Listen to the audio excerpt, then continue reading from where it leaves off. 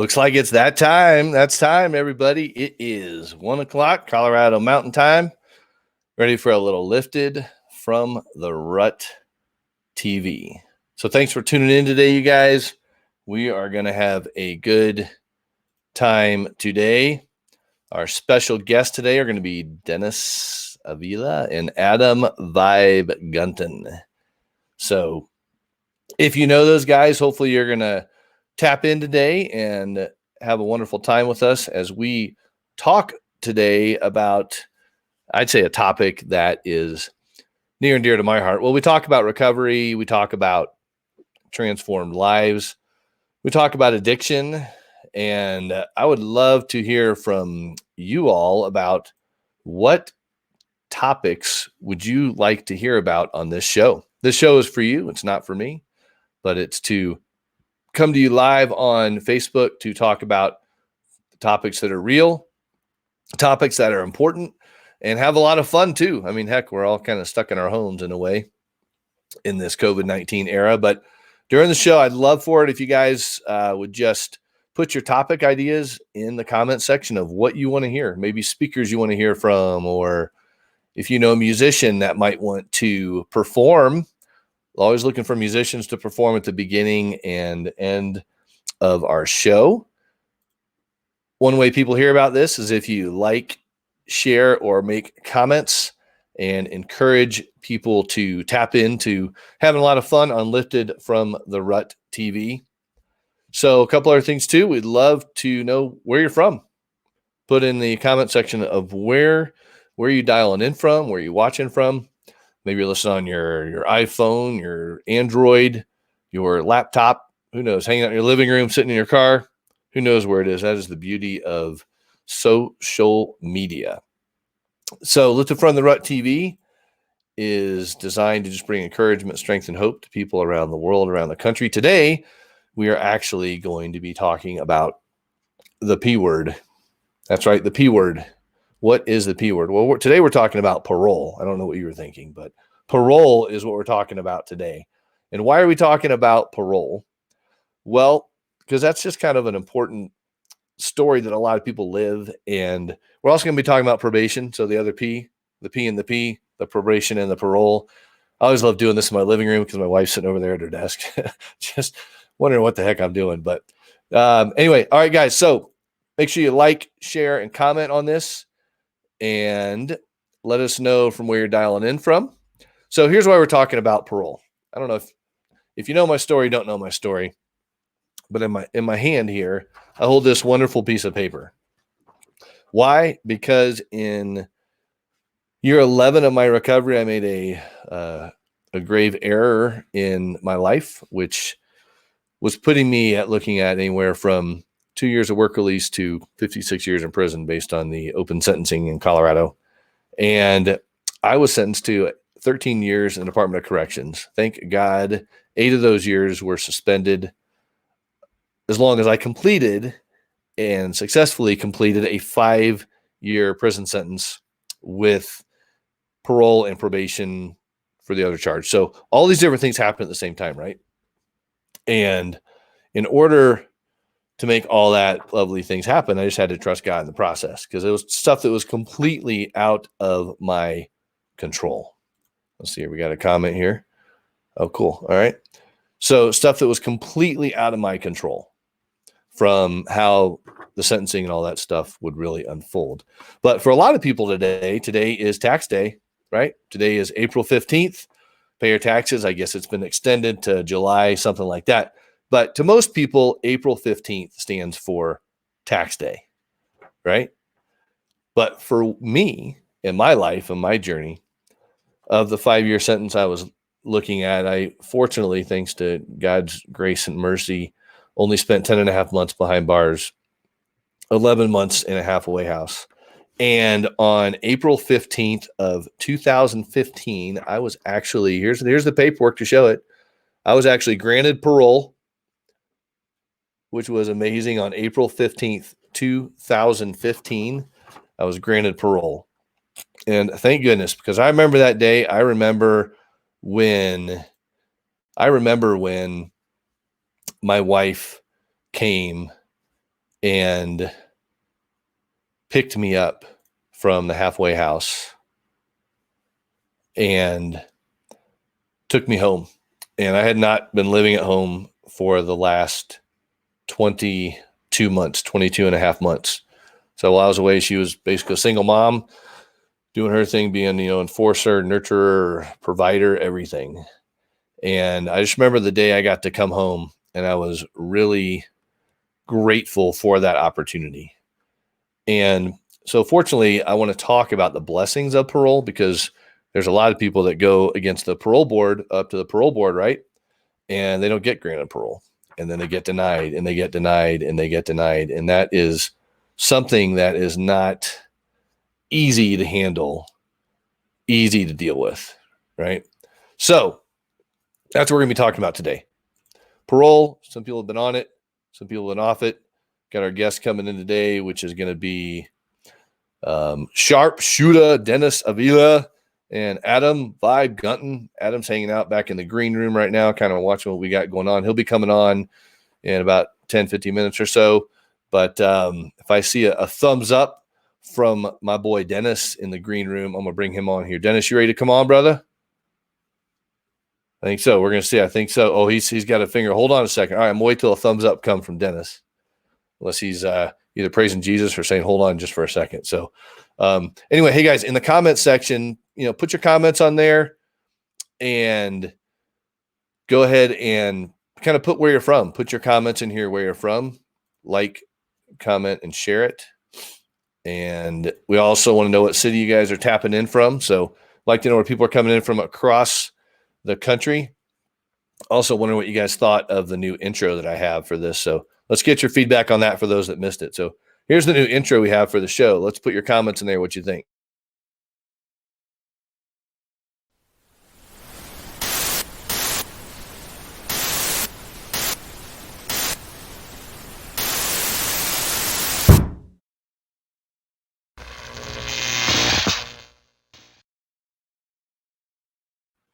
Yeah, that was something I had put together on Fiverr, which was really cool. So anyway, hope you guys are having a great day today. And this show is for you. So if you guys ever want to come on and be a performer or be a guest, let me know. Shoot me a message. And on the show, we pretty much try to keep it pretty clean on the show as well, just because we don't know who's watching from where. So I just ask if you guys are performers and stuff like that. Just kind of let me know. We try to keep it on the clean side, which is cool. Hey, thanks. Yeah, no, I know, doesn't it? Yeah, thanks, Ellis, who put great intro. It looks like free YouTube template. Yeah, actually, I paid $5 for somebody on Fiverr to kind of put my logo on it and put it all together, which was pretty cheap, pretty cool to do. So always trying to find other ways to reach people. So again, guys, make sure you put kind of where you're from so people know where people are tapping in. We're waiting for Dennis to hop on here in just a second to do. He's going to do a little rapping and kind of bring his music. We call him Shoota. He's got a ministry called Heat, which is pretty amazing. I've known Dennis for a while. We met through prison fellowship connections and stuff like that. So he's been a good friend over the years, and I'm excited to bring him on. So once I see a thumbs up from, all right, I see thumbs up. Cool. Let's do this thing. There he is. What's up, brother? How you doing, Rob? I'm good, man. I can. Good, man. Yeah. I forgot I had my daughter spilled some makeup on the carpet, and I had Coit coming to try and get it out of the carpet. And I don't know what I was thinking.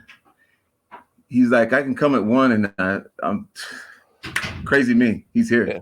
He's here. So, he can listen to you bust some beats or something like that, so. Yeah, but it's okay. It won't interfere. It's okay. Yeah, that's cool. We'll kind of bring you on and off. If you got to hop off, let me know. And we got Adam hanging out in the green room right now. He's looks like he's having fun there by himself. Adam can entertain himself. That's pretty funny.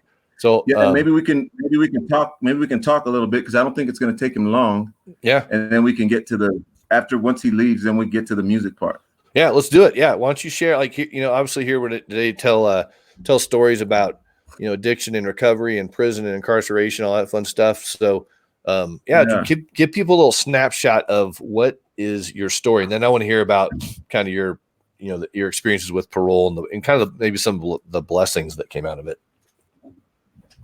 Yeah. So you want me to give you want to jump back a few years and talk about? Yeah. Give people like the overview of like, what's the crazy story of Dennis, and kind of like the condensed version for the part of the show and everything. And then people can reach out to you if they want to know more too. So, yeah. Okay. Condensed. I grew up in a single family, single parent home to start off with. And hopefully my audio is okay. The audio is okay? Yeah, you sound good, man. I got a dog barking in the background, so I'm gonna mute mine. Yeah, cool. I grew up started off single parent home. Was didn't know my biological dad. Met him a few times, and that was it. He split. So my mom had to be the mom and dad for a while until my stepdad entered the picture. I had a brother and sister. All my young days, my stepdad entered the picture when I was 8. I think 8. Yeah. So, crazy kind of young life. Experienced a lot of. My mom grew up in a super way abusive home, like stuff you wouldn't believe. From what she told me, like unbelievable stuff. Her life could have been a movie for sure. So of course, when people grow up in that, they carry that along with them, and it's inevitable. We were abused too. So, still made me a strong person, in different ways, But so growing up, was introduced to God at a young age. Was introduced to Jesus at a young age. I didn't know the intimate part of it, but we started going to church when I was like 6, and I understood cookies and Kool-Aid and Sunday school on going to Sunday school class on Sunday.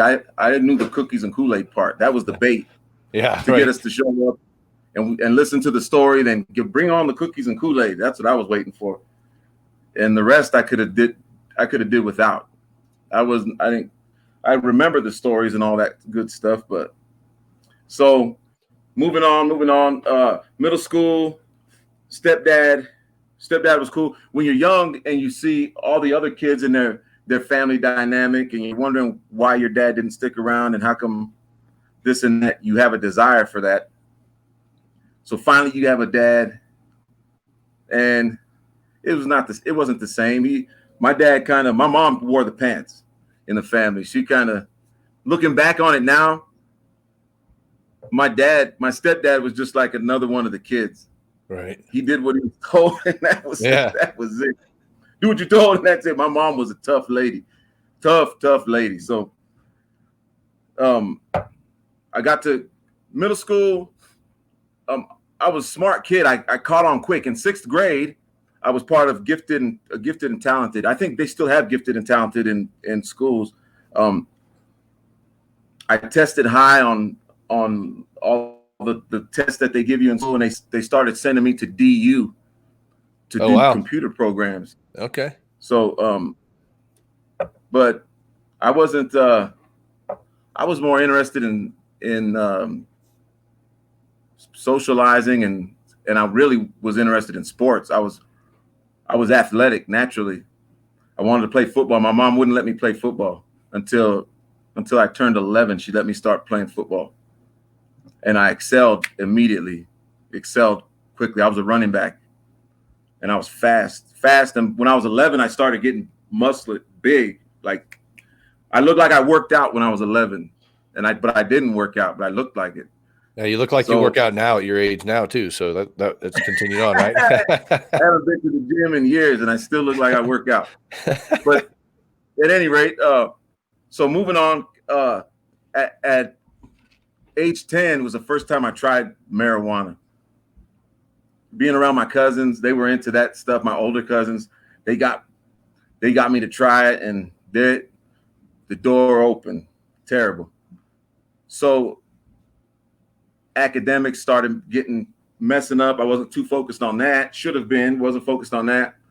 In my mind, I'll get by on my natural ability. Into high school, I did great at football in middle school. In the high school, I played varsity my freshman year. Out the gate, I played varsity right away. I was big and fast, and they recognized it. So varsity freshman year, varsity all through high school. But back to the whole introduction to God thing.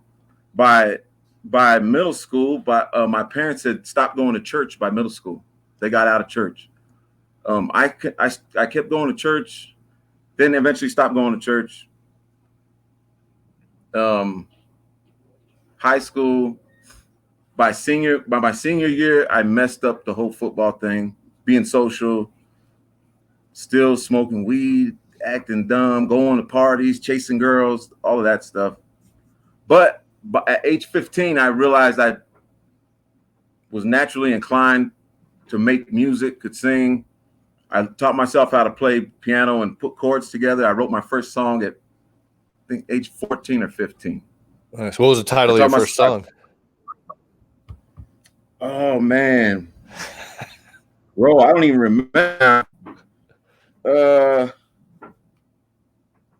I can't remember. That's all good. That's all good. Yeah, that's I cool. The chord. I don't remember the title of it, but I can still play it. There you go. I still remembered how to play it. Yeah. So music, I fell in love with immediately, like to the point where I was in love with sports. I was in love with football up until the point I started figuring out music. So once I started figuring out music, I fell in love with music big time.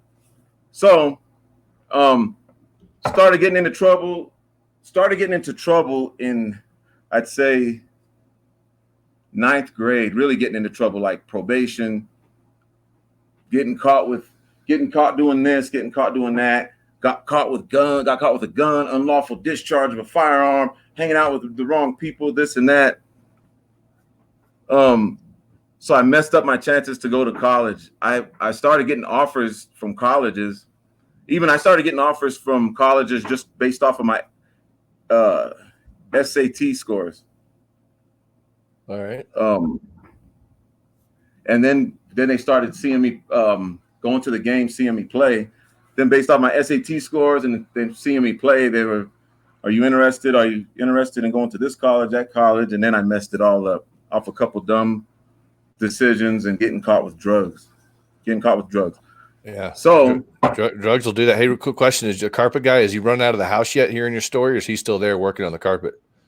No, he's upstairs. He can't hear me. All right, that's good. Because he's going to be like, what house am I in right now? All right, keep going. So drugs take a big part of your life, and then you start getting into being kind of a big guy with that in Colorado, right? Yeah, so then I figured, well, I didn't know what I was going to do. Everyone in my life that had high hopes for me ran out on me, including my parents. Finally said, you got to go, get out. You're not going to live like this here in our house. And all the people that were pushing me and egging me on, good, awesome. They kind of said, this guy's just going to continue to mess up. So I'm left to fend for myself. And I'm like, what am I going to do now? Found my way to the streets, found my way to the dope game. Yeah, and definitely. I found someone who would, I felt, well, it only took me one time. One guy fronted me he fronted me an ounce actually.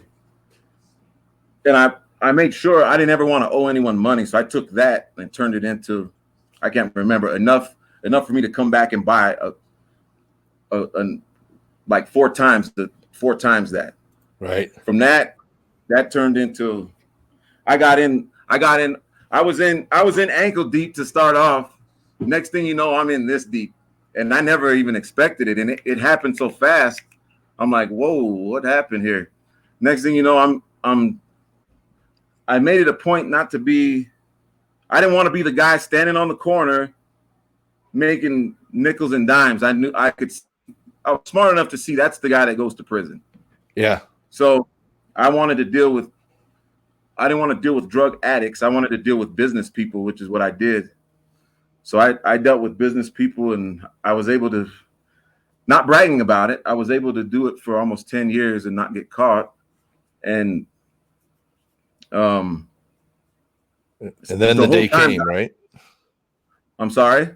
And then the day came when they brought the hammer down on you. Hey, I don't care how slick you think you are, the day is gonna come.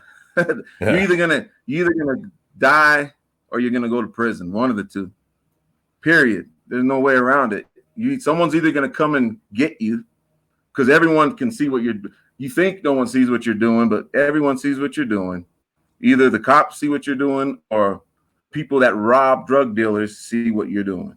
And they're either I had both things happen. They came and robbed me. I was victim of a home invasion. I shouldn't even say victim. They came and tried to pull a home invasion on me, but it's crazy. I fought.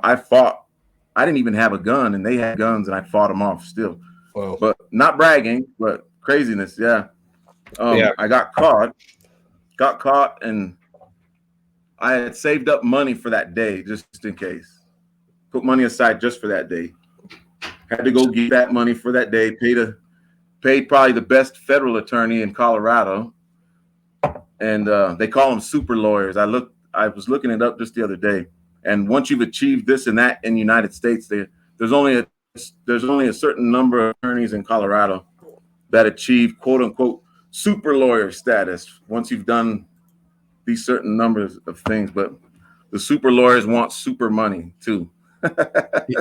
Yeah, well, the funny thing is, you said you were planning for this day to come, right? And the day came, and I want to get to the parole part of your story too, and bring Adam on here in a minute. But so, how long were you gone for, and what did your parole journey look like?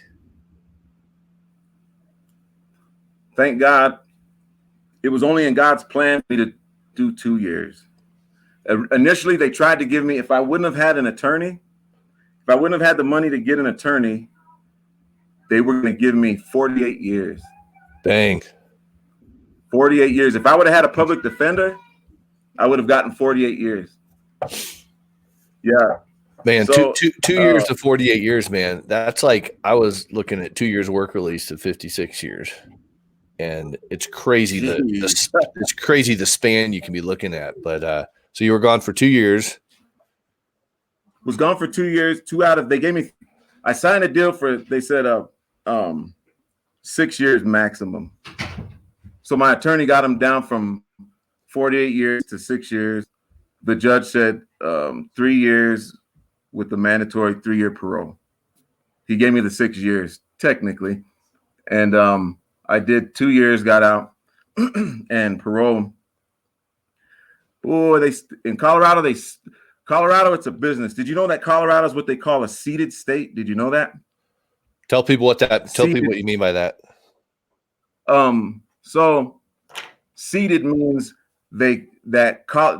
Colorado admits that Colorado was founded off of the prison system. They admit that Colorado was founded and from prison money, federal money.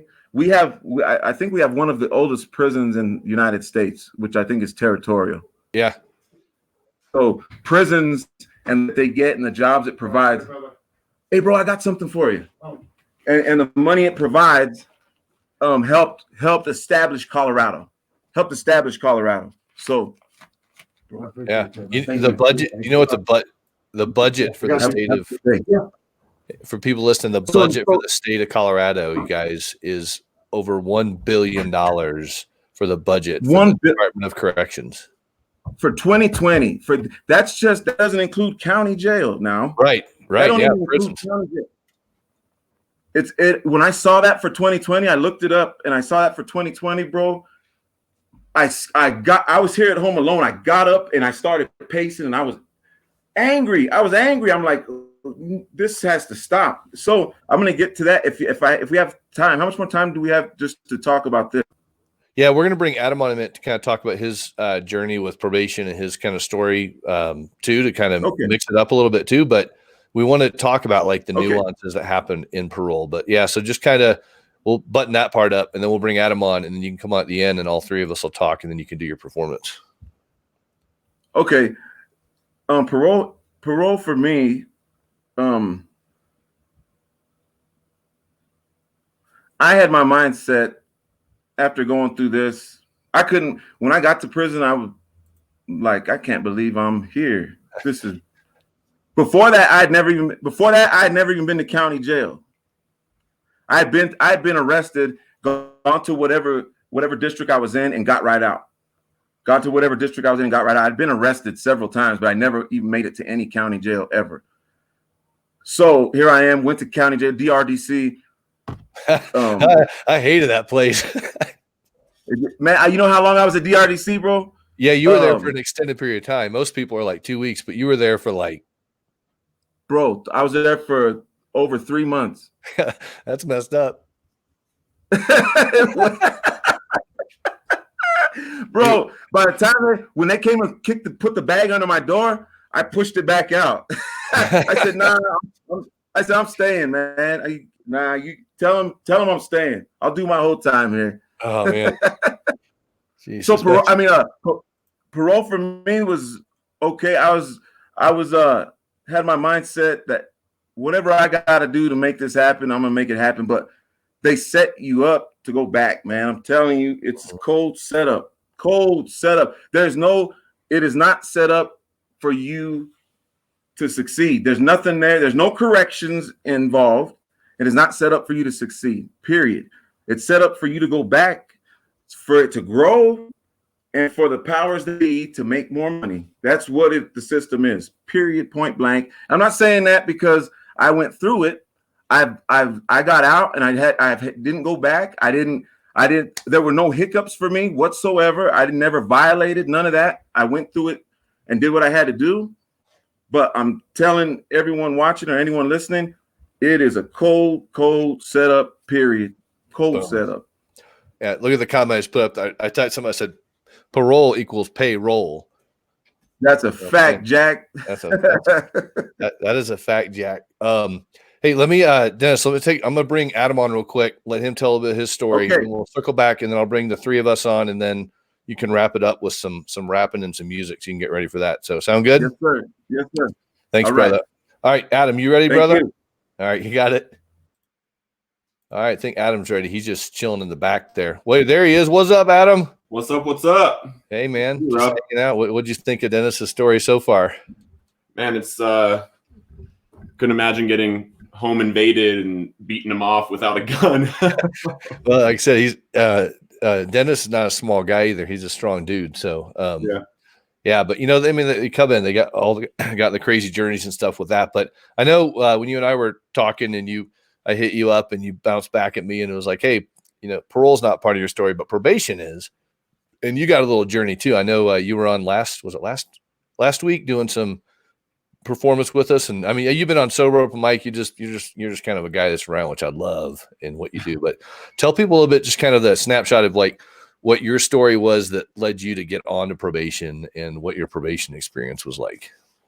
Yeah, so for some reason, the date November 6th is pretty heavy in my story because November 6th of 2015, I went and saw my then, we were on a break, but she was my girlfriend for about 2 years. And I went and saw her, and then when I left her house to go back to my hotel I was staying at, I parked a couple blocks away, and I was making a shot for myself, and decided not to put. And it was this dope that I'd gotten off the streets in Colorado and brought to Montana, and I shot it up, and didn't realize. I thought that it was bunk because I didn't feel anything. Mm-hmm. And then next thing I know, I wake up on the asphalt in a pile of glass with paramedics and cops all around me and stuff. And they ended up finding, you know, heroin, meth, and needles in my car. And then I ended up actually having to watch them find me dead because it was an overdose of fentanyl.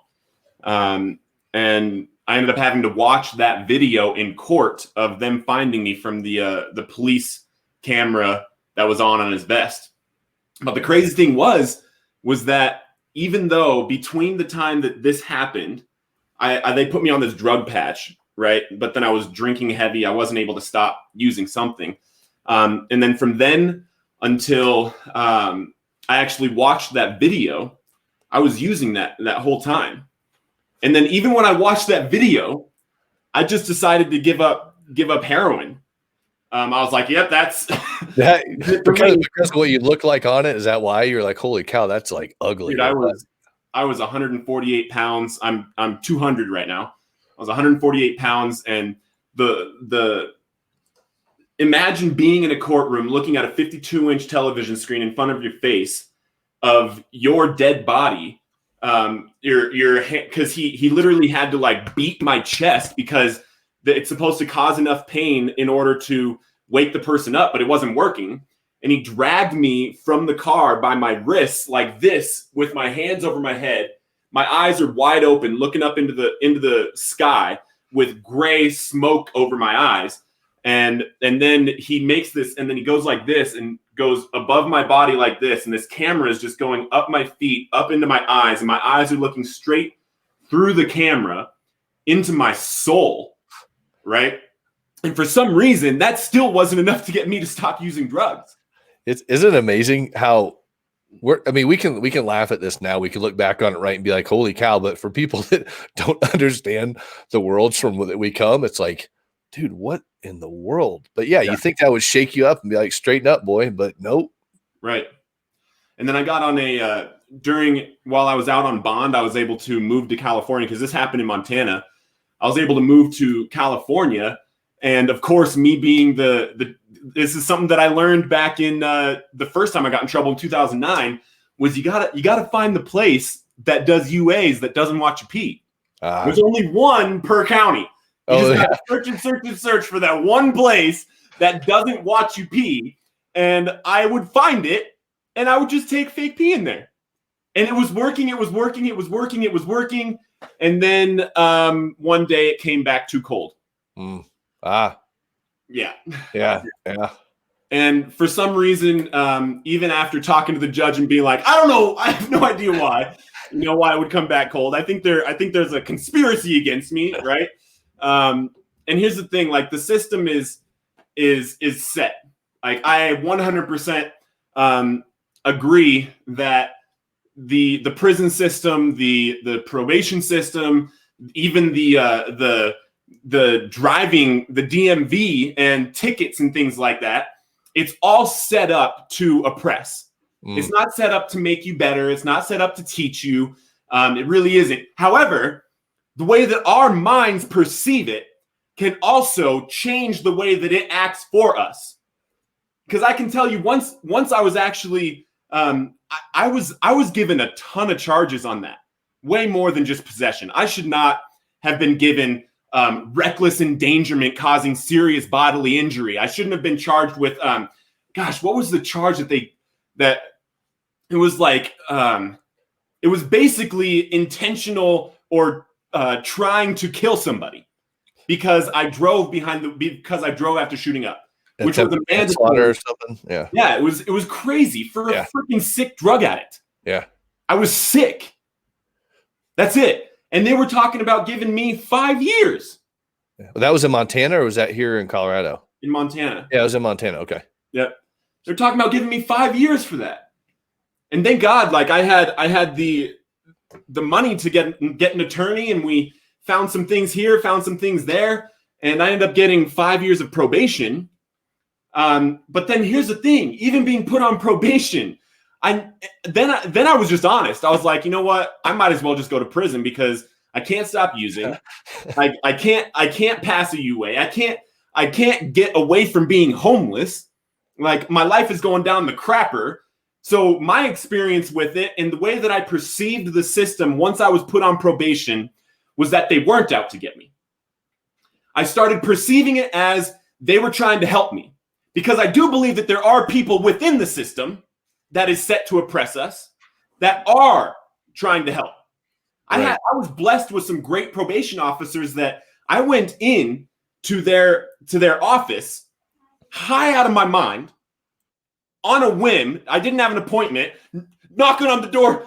Steve. I was like, I can't stop shooting up. I can't stop. Yeah. You know?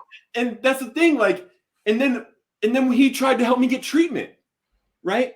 But if you're consistently you work in the system and you're consistently peeing hot and lying, or you're consistently doing things, you won't get better. We are supposed to. All authorities were put there by God. They were put there for a reason. All authorities. It says that. And how we perceive them is how we're able to utilize them for the best of us, right? And then it ended up like, thank God I never actually went to prison, even though I literally asked him to put me in prison. You know, well, a lot of times it's easier to do that because, I mean, you are confined and the systems aren't set up to set you up for success. Like I remember when I used to wait tables and a lot of guys that worked in the kitchen, the guy would come on and was like, man, I can't believe it. At the halfway house, man, they took my phone from me. I can't believe they took my phone, man. And they look at me for sympathy, right? Just kind of knowing the journey I've been on and was in the same journey with them. And I'd look at him, I'd say, well, were you supposed to have your phone, bro? Right. Maybe like, well, no. I was like, well, then why are you complaining? There's rules set up. We got to earn our freedoms back. And the mindset thing, I love what you're talking about. A lot of people, if you have people that are in this situation, have them hear that. It is a mindset that you can be like, they're out to get me. Or you know what? It's some simple, stupid rules. I'm going to follow them and get done with this thing and get on. So anyway, keep going. Yeah. And now here's the kicker is that it got to a point where like for a while, I started taking the UAs and not faking them and not passing one. I just consistently told him, I can't stop, and started just being honest with everywhere I was. And then I ended up having the dramatic spiritual experience that happened in my life that was needed to give me sufficient force to quit. And that's what, and being honest that whole time was what set me up for once I was actually successful. They started giving me freedoms back like that. Because it went from I can't stop to all of a sudden, even when I had like a week, bro, the probation officers, the authorities, my pastors, the people I was spending time with, they knew it was real because I was honest. Holy cow, I met Jesus. Like in the flesh, met him face to face. Something's happening here. And they were all like, hallelujah. And then they all started supporting me. I was able to, for 6 months, I wanted to come home to Colorado to try to get clean. And they wouldn't let me leave. They were like, no, you got to figure this out here. I was given the right to move home right after I got 30 days. Wow. That's the Lord's favor. Here in Colorado, I did nothing except everything I was supposed to do, continued to gain momentum, continued to do all the right things. And then all of a sudden, the only time I would see my probation officer was to go get a travel permit. Then all of a sudden I get a call March 2nd that I have been released from probation since February 28th. Wow. And the thing was I was like, oh my gosh, I'm released from probation. My life is not really changing. Not really changing. It's a difference from the parole world and the probation world. You know, a lot of times a lot of people saying, and I'll bring Dennis on here in a second too to attest this also, but from logistical standpoint, parole is a lot easier for a lot of people than probation in a sense, because it was that thing of like trying to set you up to be like, hey, we're trying to figure out what are you doing? What are you doing? Oh, I knew it. Let's get you back because that's paycheck for the state, paycheck for everybody. So it's a big conspiracy. I'm telling you, it's a conspiracy out there. Conspiracy theorists. But so I remember you posted something recently. I don't remember when it was, but you're like, hey, I'm off. I'm done. Yeah. What was that like? What was that day like when you're like, I am done with this paper stuff? So it was the same feeling as when I launched my book and became a bestseller. It lasts. It's a very fleeting thing. Like, it's amazing to be off probation. It's amazing. But I got to a point where probation wasn't holding me back from what I was doing anymore, just being on it. I was doing the right thing, so there was nothing that probation was holding me back from being able to do. Then once I got off, I was like, holy cow, I don't have to get a travel permit anymore. Right. Crazy, isn't it? It felt amazing. But then it went back to life, bro. Like, I think that if someone is looking forward to getting off probation or getting off parole as the end all be all, there might be a hidden motive there. Because is it because you want to be able to do things you shouldn't do? Or is it if there is something that's going to dramatically change in your life because you're no longer being held accountable by the state, you need to check that. Yeah. You're right. I mean, a lot of people do really well in structure. You got structure, right? And it's like, oh man, I stayed clean for 5 years because I was on probation or parole or something like that. And man, the day they get off, it's almost like there's that bungee cord that's just holding them to the wall, and they just been stretching as long as they could for 5 years, and then bam, they're off, and boom, they're just take off, and they're right back at it again. So, yeah, I mean, it is pretty crazy when you watch people, but it is about mindset. It's about wanting to change your life and stuff like that. And if you guys are watching and you've been on probation or parole and you have a story you want to share and stuff like that, you guys, please share this video with people, because people need to hear these stories. And when we get the three of us on here in a second, we're going to talk about a couple other things too. But it is an amazing feeling. What was it like for you when you were officially off probation and you could go wherever you wanted to? Did you have those jerk reactions of you'd go somewhere where you weren't able to go before, like out of the state, and then you're like, oh, I need to call somebody. Okay. Actually, I don't, because I'm off probation. I called because I went to Montana like right after, and I called my probation officer. I was like, hey, I just wanted to call and let you know I'm not going to ask you permission to leave.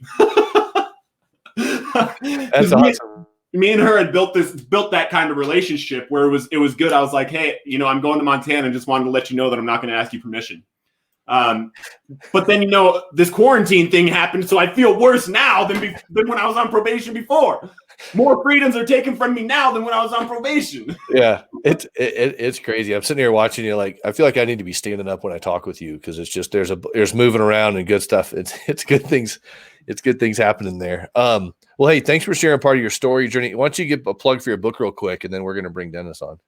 Yeah, if anybody wants to hear the story, I'm actually giving away the audiobook and the book at hopeforfree.com. Go to hopeforfree.com and you'll get the audiobook and the PDF of the book, so you can see what your story can look like. And then I actually give you a 3-part free video training series where you can map out your own story before you write one word to a book or anything like that. Super simple process. Cool. There you go, guys. That's cool. I like how you have it above your head too. It's hopeforfree.com. Like, that's coming. It's right above your head there, which is really cool. All right. So I'm gonna bring Dennis on. All three of us will be on here to kind of kick us. I don't know if you guys have ever met each other. Have you guys ever met each other? No, but it seems like you look familiar to me though. Yeah. That one day awesome. in the alley when we were talking. That's right. You're that punk that was in the alley with me. Something like that. Leave it to Rob to say something like that. Right. Good to meet you, Adam. Hey, great story. And I agree. Hey, I agree. If you're looking for that day when you get off, okay, when is it? When am I going to get off paper? All right. Those are the people that are going to go right back. Yeah. So the day that they showed up and told me, hey, this is your last day. Like, I wasn't looking for that day. I already had my mind set. I'm never going to set foot in a prison again. I couldn't believe I ever even made it to a prison. So the day they showed up, I was like, oh, wow, that went by fast. All right, sign here. All right, see you. I was actually working at that time. I was doing auto body. I was an auto body technician at that time, getting ready to transition to opening up a restaurant with a friend of mine. And I was surprised that the guy showed up. I was shocked to see him that day. I was like, hold up, what are you doing here? Oh, just came to have you sign the papers. You're done. Oh, cool. All right. Back to fixing cars. Right. You know? Right. So it doesn't even your life. It's just kind of a perspective change. Just a little bit of a perspective change, but then it's back to normal if you're doing it right. Exactly.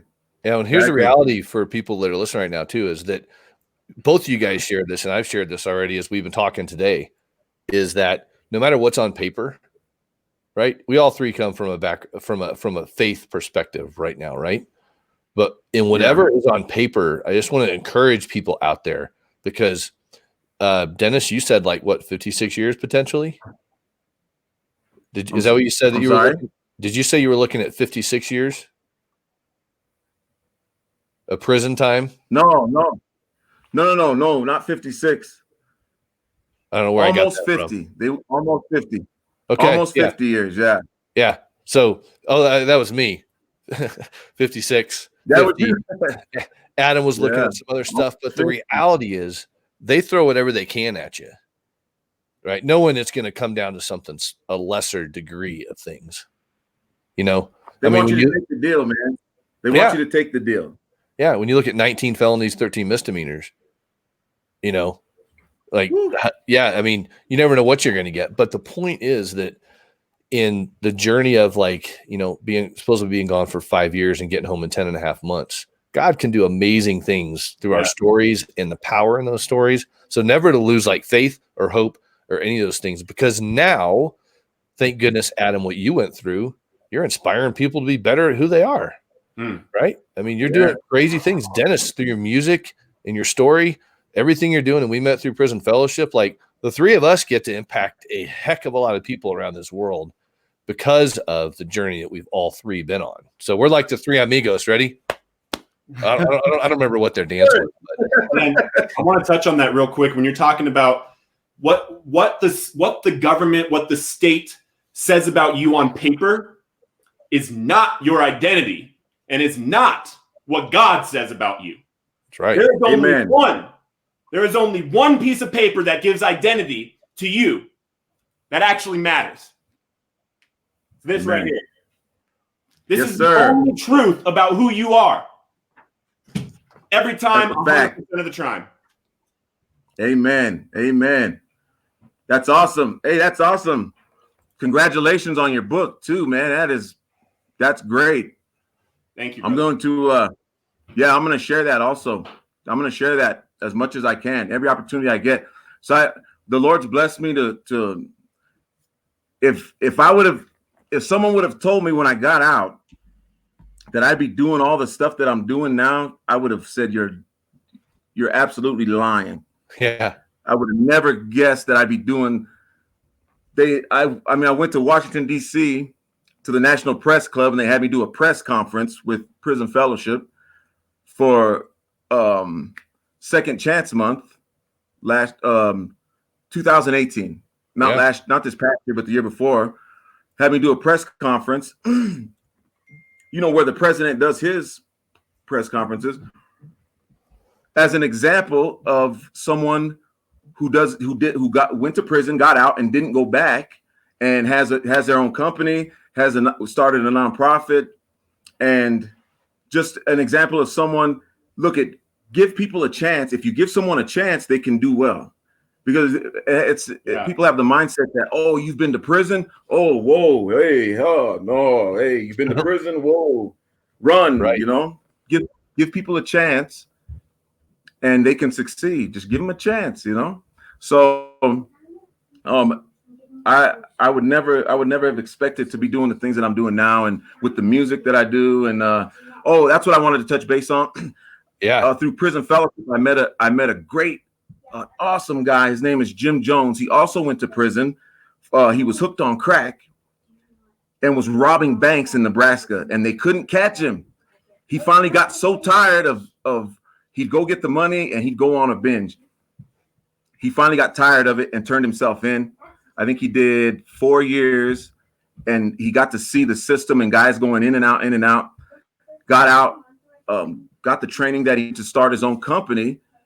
and he's 19 years now in the system, reducing recidivism. And he's reduced recidivism so well that they won't use any other company. He's in every facility in Nebraska, and he's cut recidivism so well that there's now, I think, four universities have done studies on his company as to what are you doing, why is it working so well? What is it that you're doing? Wow. Because they're blown away why. His name is James Jones. It's called CJC Training and Consulting LLC. So he had me come out and sit on a panel for an event, and I'm now working right now to get it implemented here in Colorado. I already connected with the director of prisons, and then they worked me on down to the director of programming. Cool. So we're working on, as soon as they open the prisons back up, because of this stuff that we got going on, as soon as they open the prisons back up, we're working on getting it implemented here so we can, God willing, let's shut some of these facilities down and let's help some of these people out so they stop doing the same thing and going in circles, and we can start changing lives. Right. Amen to that, man. Hit me up. I want to help you with that. So, I have yes, sir. That would be cool. So here's a question from Lauren real quick. Let's give it kind of a quick, short answer because I want to hear Dennis give some music to us too. But what do you guys think is the biggest problem with the prison system? This is obviously not a short answer, but initially, what do you think? What's the biggest problem and how can it be solved? Jeez. Tear it all down and start over. Seriously. I'll touch on it from my perspective. My perspective is that I have never committed a violent crime. I've never committed any crime that was against somebody else. All of my crimes were against myself. The only crimes I ever had were possession of drugs, and I have felonies on my record now for a disease, and I'm lucky. I'm extremely lucky. There are a lot of people that got defended by crappy public defenders that did less than I did and got 5 years prison. Right. And their life has changed forever because then they go in there and they're there with the hardened criminals, the ones that are pistol whipping somebody, getting a good lawyer and getting 3 years for aggravated assault and robbery. Yep. And so there's people in there for the entire system with drugs, and I believe that we need to decriminalize all drugs. All drugs. Because with the decriminalization of drugs, then all of a sudden it's looked at as a disease. Then all of a sudden we're taking out a ton of the people that are going into the prison system and giving them treatment instead of turning a drug addict, a sick drug addict, into a lifelong criminal by putting him in prison. Yeah. And there's changes like that coming. There's changes like that happen. I know, like in legislature with a lot of senators and House reps I've been a part of, and Dennis knows too. But Dennis, what would you say is kind of like what do you think is the biggest problem, and simply how can it be solved? I like it. I like exactly what Adam said. I think that will help tremendously. Also, right now, there's no corrections. I mean, you can go into every state is different. Like Colorado, if you go into every facility, I was shocked when I got to the and they move you around. They specifically move you around for several different reasons. There's different levels of security, and they don't want you to get too comfortable and all that, different reasons. But I think if taxpayers got to see inside facilities, and you got to see how the tax dollars are being spent, people would be livid. There's no corrections going on, period. I got to see, you got cable, your feet up, kick your feet up, and I was blown away. Like, this is prison, like, and it's not very uncomfortable. Let me tell you, it is not very uncomfortable. I was expecting a lot worse than what it was. I was like, hold on, this is Yeah, where'd you do your time? I hear jail is worse than prison. Is that true? Yeah. Oh yeah. So when you go to when you get to when guys have to go to court, they're like, hurry up and get me back to my facility because this county jail is crappy. Get me back to prison because it's plush compared to county jail. I went to Canyon City. I went to 4 Mile first. I was 1 point from going to medium. So I was low security. So I didn't have much violence on my record. So they caught me with I got caught with guns. I got caught with a lot of guns, bro. A lot of guns, a lot of dope, a lot of money. I was a criminal. I was a career dope dealer, bro. Like hundreds of thousands of dollars. That's what I did. I sold dope for a living, bro. I didn't do dope. I got into it. I have a business mind, bro. Get the money. I don't want to do no dope. I smoked weed and drank a little bit, and I was hooked on green, man. Really. And that's worse than drugs, man. Let me tell you, being hooked on money is worse than drugs. I promise you. Yeah, because totally.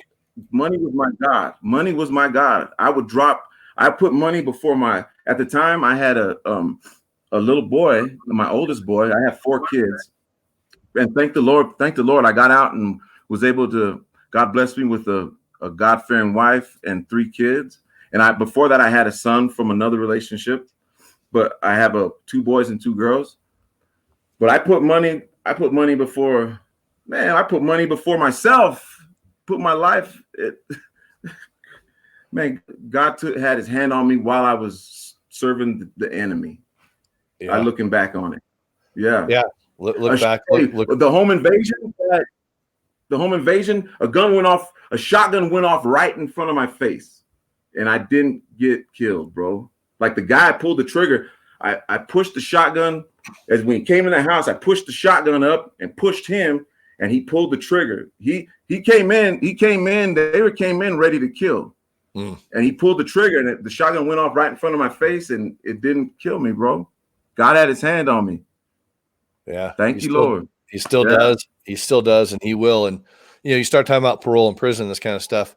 There's another guy in the green room. I'm gonna bring him on here in about 2 seconds. See if 4 of us can fit on the screen at once. But my wife and I went on a cruise, and it was crazy because we're sitting there talking to some people, and you just kind of tell people have a story, right? And we started sharing our stories, and one of the guys kind of shared about his experience when he was away, and then his buddy next to him had spent some time away.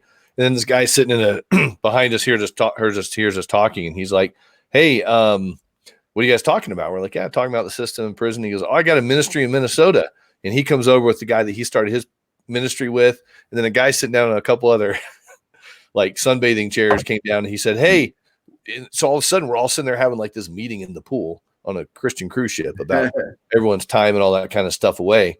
But being surrounded by people like-minded and stuff like that is really, really a cool thing. So I don't know if you know this guy at all. Let me see if I can bring 4 guys in, and it'll just be real quick. I just wanted Trent to come on because he made a comment that said, "Hey, I just got off parole last month."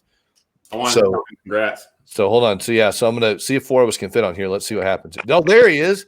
What's up, Trent? Hey, what's good? Hey, man. So Trent, do you know Dennis or Adam at all? I do not. All right, cool. Here's three good brothers. Trent, congratulations, bro. Hey, right on. Thank you. Yeah, 3 good brothers in my life that I love. Like Trent, you and Dennis would love each other because he's a musician. You're a musician. You guys, got some collaboration to do later on. Yeah. I heard him talking about that. I was gonna hit him up and get his info and see what we could do. Yeah, I'll connect you guys. Bro, absolutely. I can just text you guys. Out too. Don't exclude me. Oh yeah, everybody can get on. Yeah, what kind of music do you do, Adam? Bars, bro. Bars for days. Yeah. He's a spoken word guru. I can't wait. That's what's up. I can't wait. Yeah. So Trent, hey, congrats on getting off parole, man. What was it like? I'll have you on at some point. You can tell like your story. I know I've been trying to hit you up a little bit for that, but yeah. What was it like when you got off? Like a couple, like when did you just get off? Like, what's the date? I mean, I don't even know the date. Honestly, I'd have to look in my emails, but I had been coming up on half my time. I had a 5-year tail. And, I mean, I was like one of the dudes, I did everything right. I never failed or missed a UA. I finished all my classes. And then I felt like the only thing that was really holding me back was my restitution. So I just paid that in full. And I called C-Wise and just left a message. I wasn't even sure who my parole officer was. I had like 4 different ones and I've never met him. Just if you're doing good and you're on low risk, low custody, like you're not even seeing anybody. So I just didn't even know who it was. Yeah. And then a caseworker called me and said that I was put in for early release and they were waiting for the parole board to make a decision because my crime is viewed as violent for DOC or whatever. So it has to get like approved. And then like a week later, I was grabbing some essentials from the grocery store and my phone rang and I was like, hello. And they're like, you're done. And I was like, what? Wait. I was like, so I'm totally done. And they're like, yeah, we're going to email you your paperwork. And I think that was like 2 or 3 weeks ago. Man.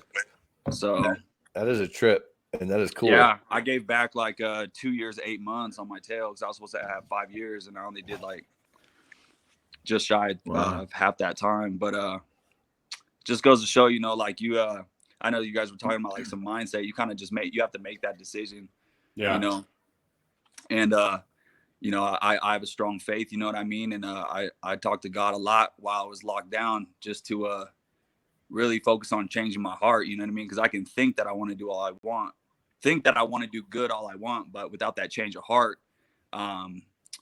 your mindset's only going to get you so far. That's kind of how I feel about it. And yeah, man, got off and nothing's really changed. I know you guys were kind of talking about like, you know, you get off and I mean, it's just regular life. Like I don't have to get a travel permit anymore, but it's just, I've already been doing what I was supposed to be doing. So nothing's really changed for me, but it's just kind of a peace of mind thing, you know, just knowing that that's not hanging over my head. And yeah. It's crazy. I remember the collateral damage getting done and it was like, oh, I forgot to call and check in. Like when I moved home, I was like, I didn't call and tell someone I didn't call and tell someone I was going to 7-Eleven. You know, but the day that my parole ended was like the day after my daughter's like birthday, and it was like done. But I still had that probation tail, you know. Yeah. And man, you mentioned restitution. We're gonna do a story on that one because holy cow, like I got a bill passed into law last year that basically knocked the interest rate in Colorado down from 12 to 8% for people that had restitution. Oh, nice. But also people that were behind bars no longer getting charged interest. Oh, and it was a huge victory, man. Wow. There's a lot of work to do around the whole restitution world and stuff like that. So you guys are all 3 rock stars of my world, man. And I'm grateful to know you guys. I know Trent will have you on again to kind of tell your whole story at some point too. And you guys, I love what you guys are doing. I think Dennis, you're going to bust out some music for us, eh? Yeah, you still want me to do it? Yeah, man. This thing goes like an hour, but people can hang out. I'm good. My day looks a little open, but I'd love to kind of hear what you got going, and the 3 of us can just kind of sit in the green room and hang out. But I don't know if you can hang out, Adam, if you want to, or Trent. But you know, can you hang out for a few, Adam? Sure. All right, cool. Yeah. See what you got. If you guys got to bug off, just go ahead. I'll put you in the green room. If you do, thanks for being on. But we'll I'm going to do that right now. So, all right, Dennis, you're going to take over, bro. All right, bro. Hey, I'm just playing this off of all right, I'm just playing this off of my little Bluetooth speaker right here, guys. So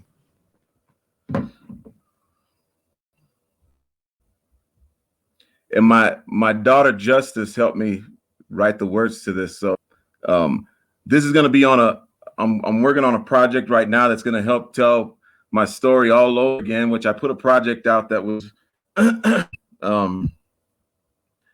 of told my story, but now I'm going to tell a little more in detail. My oldest daughter Justice helped me write this, so I got to give her some credit on this. If it makes some money, she's going to be my daughter Justice is very smart, so she's going to be like, Dad, break bread. This song is called Milkshake.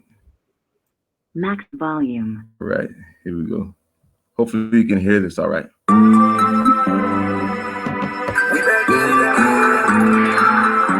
milkshake. And it's for the kid within you. Everybody love that milkshake. milkshake, milkshake, milkshake, milkshake, milkshake, milkshake, milkshake. Oh yeah. Hey, dreaming about that milkshake. So good, need a taste. Whip it up, get the milkshake. Too much in the cup, make it bellyache. Can't compete with 3, I'm a heavyweight. Move around, watch that milkshake. Turn the cake. Cake with the gold flake. Shine with the diamond candy. Sprinkle milkshake. Milkshake, they gotta have it. With the Oreo, a little cookie dough. Oh yeah, something like it silky, I like it thick. All the way milky, we keep it rich. Need it now like I need a fix. I've been on this here, boy, since 96. Salted caramel in the center. Someone's texting me. Little winner. Little butter said it all right. Whip it, come back twice. They're killing me, man. They gotta have it. With the Oreo. Little cookie dough. Oh yeah. With green with the cherry hat.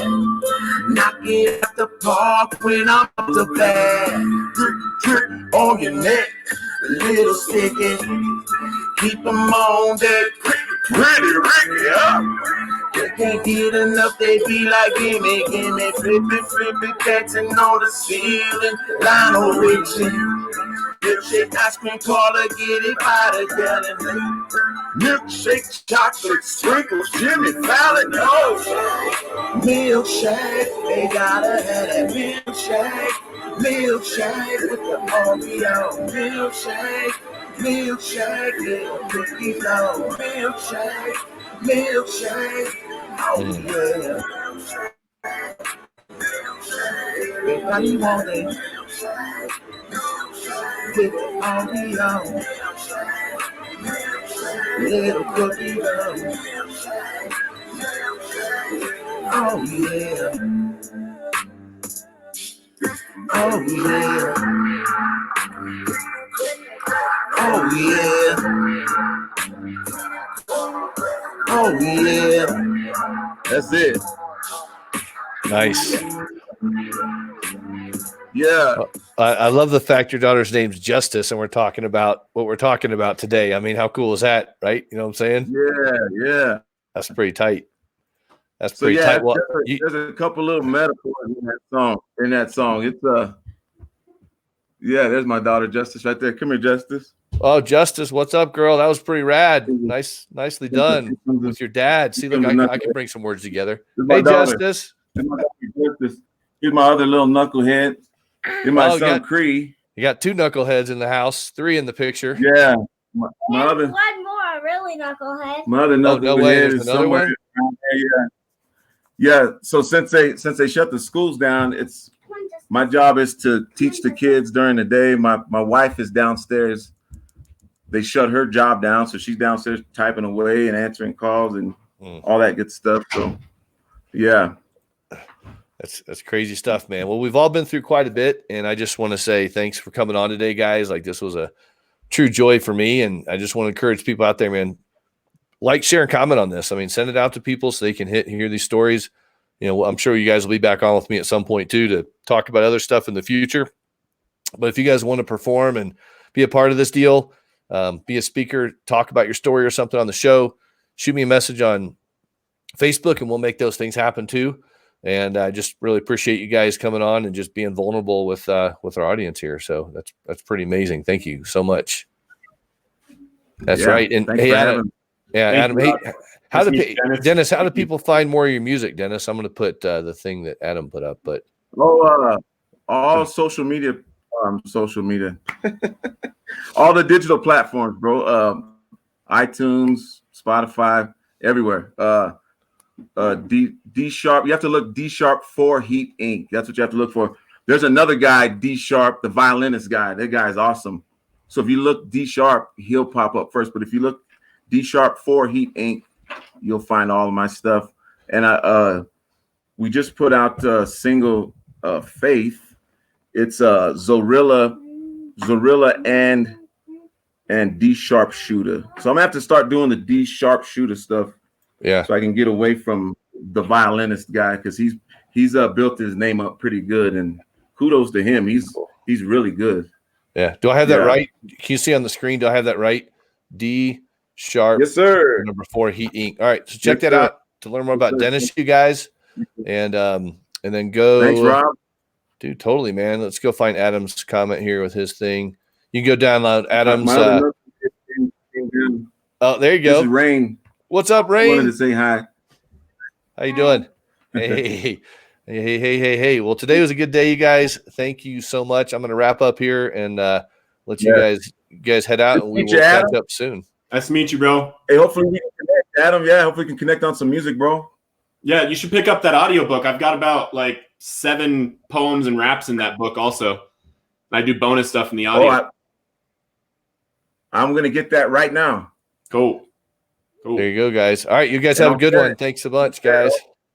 All right, thank you, guys. Nice to meet you, Dennis. Good to meet you, brother. All right. Hey, guys, thanks so much for tuning in today. This was a good day today. A lot of great content, a lot of great conversation. If you have any comments, please post your comments. Post in the comments kind of where you're from so people know you're around the country. And I always put this out there, too. If you guys want to support Lifted from the Rut TV, go ahead. There's the Venmo account there. And if you want to go ahead and support what we're doing here, makes these shows possible to take care of time, effort, and good responsibility of things that are going on out there. So we're going to keep doing our work here. Thanks again for our special guests today, Dennis and Adam, and for Trent hopping on earlier. That was really cool. We're going to be here every Wednesday at 1 o'clock Mountain Standard Time. So please, you guys, like, share, and comment this video. Please put your name in there, kind of where you are from, what city you're from. And again, if you want to support Lifted from the Rut TV and any other programming that we do here at Lifted from the Rut, you can go ahead and use that. It's always greatly appreciated. And you guys have an amazing day, and God bless. Bye-bye.